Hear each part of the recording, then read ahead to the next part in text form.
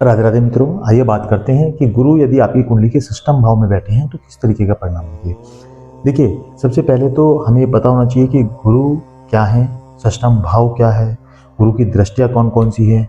और ये कुछ बातें मैंने लिखी हैं, जैसे अपने गुस्से से शत्रु का करेंगे आप नाश, स्वतंत्र व्यक्तित्व, 12 वर्ष, 24 वर्ष और 36 वर्ष की आयु में होंगे आपके जीवन में बड़े बदलाव, चाटुकारिता से बचें, विश्वास में लूटेंगे, सुझाव लेकर आगे बढ़े और भगवान के लाडले।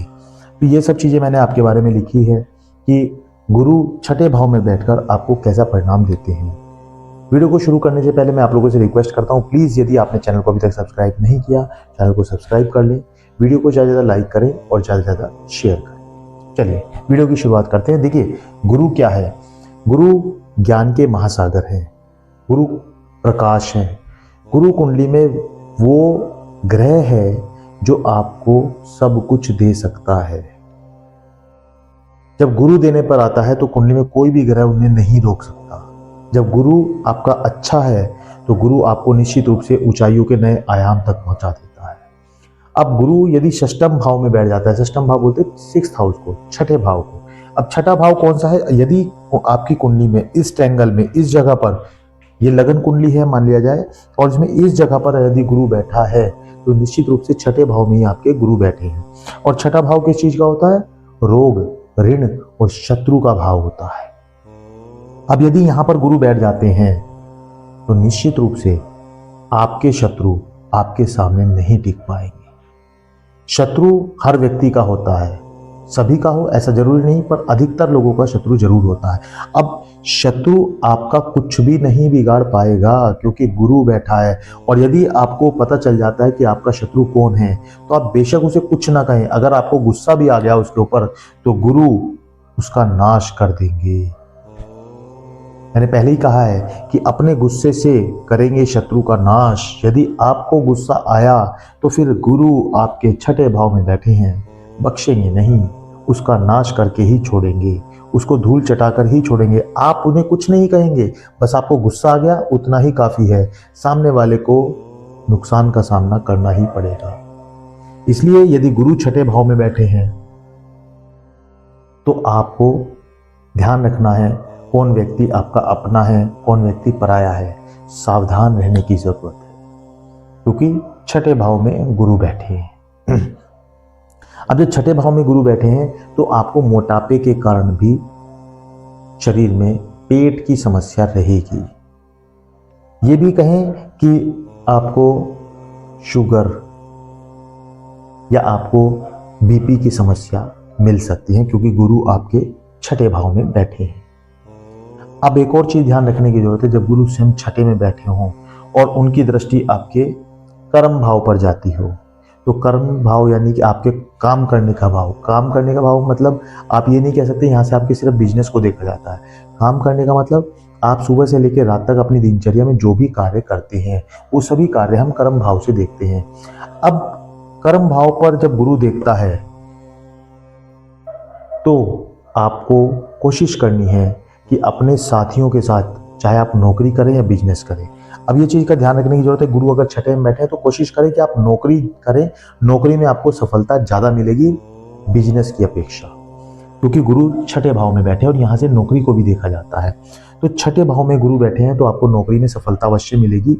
और आपके साथ नौकरी में या कार्य क्षेत्र पर जहाँ भी जो भी आप कार्य कर रहे हैं उस क्षेत्र में जो भी आपके साथ काम करने वाले लोग हैं उनके साथ आप पॉजिटिव व्यवहार रखें और वहाँ पर आप चाटुकारिता से बचें, क्योंकि आपको लोग आपके साथ चाटुकारिता करके आपको नुकसान अवश्य पहुँचाएंगे। उससे आपको सावधान रहने की ज़रूरत है। और एक और चीज़ मैंने बताया कि आपको जब यहाँ पर गुरु बैठे हैं तो अपने बिजनेस या अपने कार्य क्षेत्र में ये अवश्य ध्यान रखें कि जो आपके साथ काम करने वाले लोग हैं आपके साथ विश्वासघात तो नहीं कर रहे, कहीं आपको धोखा तो नहीं दे रहे, क्योंकि ऐसा आपको धोखा जरूर मिलेगा। आपके साथ निश्चित रूप से धोखा होगा, परंतु गुरु बैठे हैं, गुरु आपको हर जगह मदद करते हैं, लेकिन धोखा आपको जरूर मिलता है। धोखा अवश्य मिलेगा, लेकिन आपको बचना है किस चीज से? क्योंकि आप विश्वास में लूटेंगे, आपको लोग विश्वास में लेंगे, आपको विश्वास में लेकर आपसे ऐसे ऐसे कार्य करा लेंगे। हो सकता है आपसे कोई विश्वास में लेकर आपको कोई आपसे साइन करा ले, किसी ऐसे दस्तावेज पे साइन करा लें जिसके बारे में आपको पता भी ना हो। तो जब आप साइन करते हैं तो विशेषता ध्यान रखिए, आप किसी के ऊपर इतना विश्वास ना करें कि वो आप ही के लिए फांस बन जाए, गले की हड्डी बन जाए। ध्यान रखने की जरूरत है कि आप किसी ऊपर बहुत अधिक विश्वास ना करें, और यदि कोई आपकी चाटुकारिता करके आपसे कुछ लाभ लेना चाहता है तो ऐसे व्यक्ति से भी सावधान रहे, क्योंकि वो चाटुकारिता करके आपको नुकसान भी पहुंचाएगा। इसलिए कर्म क्षेत्र पर ध्यान रखने की जरूरत है कि कर्म क्षेत्र में अपने साथियों के साथ, जिनके साथ आप काम करते हैं, जो लोग आपके साथ काम करते हैं, उनके साथ आपके संबंध कैसे हैं उस पर विशेष नजर रखने की जरूरत है। और गुरु आपके 12वें भाव को भी देखते हैं। 12वां भाव, यहाँ से मोक्ष को देखा जाता है, यहाँ से जेल को देखा जाता है, यहाँ से विदेश यात्रा को देखा जाता है। और जब गुरु की नज़र यहाँ पर हो तो निश्चित रूप से आपका जीवन आध्यात्मिक हो जाता है। आप निश्चित रूप से रोज प्रार्थना, भजन, पूजा, मेडिटेशन, इन सब चीज़ों में आप रहते हैं। और ये बहुत अच्छी बात है कि आपको गुरु मदद भी फिर करते हैं। और जब गुरु की दृष्टि, नवम दृष्टि आपके धन भाव पर पड़ती है तो आपको निश्चित रूप से धन मिलेगा। आपके साथ जीवन में कभी ऐसा मौका नहीं आएगा जब आपकी जेब खाली हो। क्यों? क्योंकि आप तो भगवान के लाडले हैं।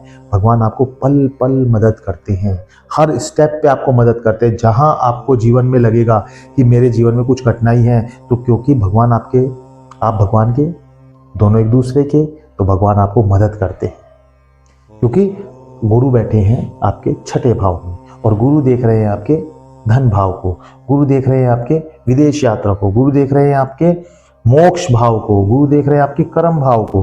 तो यदि आपने अपने कर्मों को सुलझा लिया, अच्छा कर लिया, तो आप निश्चित रूप से आगे बढ़ेंगे। कोई भी कार्य करने से पहले आप सुझाव जरूर ले लें, क्योंकि आप नो डाउट आप बहुत बुद्धिमान हैं। लोग आपको इसी चक्कर में घमंडी भी समझते हैं। लोग सोचते हैं तो व्यक्ति घमंडी है, क्योंकि आपको किसी के बारे में बहुत ज़्यादा सुनना, या अपने बारे में या किसी और चीज़ के बारे में बहुत ज़्यादा सुनना पसंद नहीं। कोई आपके सामने फालतू की बात करे वो भी आपको पसंद नहीं। आप बुद्धिमान हैं, इसमें कोई शक नहीं है। परंतु जब आप किसी कार्य को करने जा रहे हैं तो एक दो व्यक्ति की सलाह जरूर लें, और उसके बाद आप आगे बढ़ें, तो निश्चित रूप से आपको तरक्की मिलेगी। अब सलाह किससे लेनी है? ये आपके आसपास के ही वो लोग हो सकते हैं, चाहे वो आपके पिता हों, आपके गुरु हों, आपके टीचर हों, आपके उस फील्ड में जिसमें आप कार्य कर रहे हैं उसमें आपके उस्ताद हों, आपके सीनियर हों। जिन लोगों से आपको अच्छे सुझाव मिल सकते हैं, उन लोगों से सुझाव लेकर ही आप आगे बढ़ें, तो निश्चित रूप से आपको सफलता मिलेगी। अब ये भी हमने बताया है कि आपका स्वतंत्र व्यक्तित्व है। स्वतंत्र व्यक्तित्व का मतलब यहाँ पर कि आपका व्यक्तित्व दूसरों के साथ किस तरह का व्यवहार है, बिल्कुल अलग। आप टेंशन फ्री होकर काम करना पसंद करते हैं, आप दूसरों के साथ बहुत ज़्यादा उलझना पसंद नहीं करते। मैंने आपको बताया ना, लोग आपको घमंडी भी समझते हैं, जबकि आप घमंडी नहीं है। अरे गुरु जिसके छठे भाव में बैठे हो वो घमंडी नहीं होगा। आपको गुरु ने दिया भी सब कुछ है, क्योंकि धन भाव पर नजर है, आपको पैसे की कमी कभी नहीं है। और आप क्योंकि लोगों से कम बोलते हैं, अपने में खुश रहते हैं, इसलिए लोग सोचते हैं कि ये घमंडी व्यक्ति है। जबकि आप एक दयालु व्यक्ति हैं, बुद्धिमान हैं, दयालु भी हैं, परोपकारी भी हैं, दूसरे की मदद भी करते हैं, और अत्यधिक विश्वास भी करते हैं, और उसी विश्वास में फिर आप लूटे जाते हैं। ये आपके साथ बहुत बड़ी गड़बड़ी होती है, क्योंकि मैंने आपको बताया आप लूटेंगे, बहुत ज़्यादा लूटेंगे। लोग आपको लूट कर ले जाएंगे यदि आपने विश्वास को नहीं समझा कि कौन मेरा अपना है, कौन मेरा पराया है, कौन मेरी चाटुकारिता कर रहा है, कौन मुझे नुकसान पहुंचा रहा है। यदि आपने नहीं समझा तो निश्चित रूप से लोग विश्वास में आपको लूट कर ले जाएंगे। अब यदि गुरु छठे में है तो 12 वर्ष की आयु में, 24 वर्ष की आयु में और 36 वर्ष की आयु में आपके जीवन में एक अलग मोड़ देते हैं। किस तरह का मोड़ देते हैं? इसमें आपके जीवन में बदलाव होता है।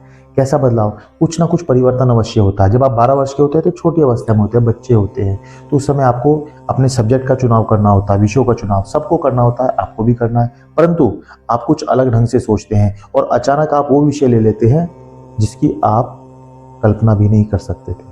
आपको ये लगता था कि मैं नहीं पढ़ पाऊंगा, लेकिन गुरु की कृपा से आप वो सब्जेक्ट ले लेते हैं और उसमें तरक्की भी आपको मिलती है। 24 वर्ष की आयु में लगभग आपके विवाह की आयु होती है, या आपको करियर की आयु होती है। वहाँ पर आप अपना करियर इजीली बना लेते हैं। आपको अचानक से कुछ ऐसा हाथ लग जाता है, अचानक से किसी की ऐसी सलाह मिल जाती है, अचानक से एक दैवीय शक्ति आपके साथ होती है जो आपको आपके करियर में उड़ान दे देती है। फिर जब आप 36 वर्ष की आयु में होते हैं, आप शादी कर चुके होते हैं, आपके परिवार, आपके बच्चे आपके साथ होते हैं, तो उस समय भी आपके जीवन में, आपकी नौकरी में, आपके कार्य क्षेत्र में कोई ना कोई बदलाव अवश्य आता है, जिससे आपको जीवन में एक नई ऊंचाइयां मिलनी शुरू हो जाती है। क्योंकि गुरु आपके छठे भाव में बैठे हैं, तो निश्चित रूप से आपको बहुत अच्छा लाभ पहुंचाते हैं। छठे भाव में गुरु बैठकर आपको ननिहाल से, मैं ये नहीं कहूँगा कि संबंध खराब देते हैं, परंतु आपके मामा के साथ, आपके ननिहाल यानी नानी की साइड से आपके संबंधों में बहुत ज़्यादा अच्छे संबंध नहीं होते, या ये कहें कि नॉर्मल संबंध होते हैं। कभी फ़ोन उनका आ गया, कभी आपने कर लिया, नमस्ते, राम राम, ठीक है, हालचाल, बस। बहुत ज़्यादा कनेक्शन नहीं रहेगा। परंतु गुरु आपको, आपके लिए हमेशा वो सब कुछ देंगे जिसकी आप अपेक्षा करते हैं, जिसकी आप इच्छा करते हैं, क्योंकि गुरु आपके धन भाव को भी देखते हैं। बस आपको क्या करना है वो हम अभी आपको बताएंगे। वीडियो को ध्यान से देखते रहें कि आपको क्या करना है, जिससे आप जीवन में और आगे बढ़ते चले जाएं और जीवन में कोई भी रुकावट आपके ना आए, आपको धोखे ना मिले, आपको अच्छे सुझाव मिल जाए, क्योंकि आप भगवान के लाडले हैं। तो आपको क्या करना है वो हम अभी ज़रूर बताएंगे। चैनल को यदि आपने अभी तक सब्सक्राइब नहीं किया तो प्लीज़ सब्सक्राइब कर लें, वीडियो को लाइक करें, ज़्यादा से ज़्यादा शेयर करें। चलिए बात करते हैं कि ऐसा क्या करें कि आपके साथ लोग अविश्वास ना करें, या आपके साथ लोग चाटुकारिता में आपको लूट कर न ले जाए, धोखा आपको ना मिले। ऐसा क्या करना है? आपको नियमित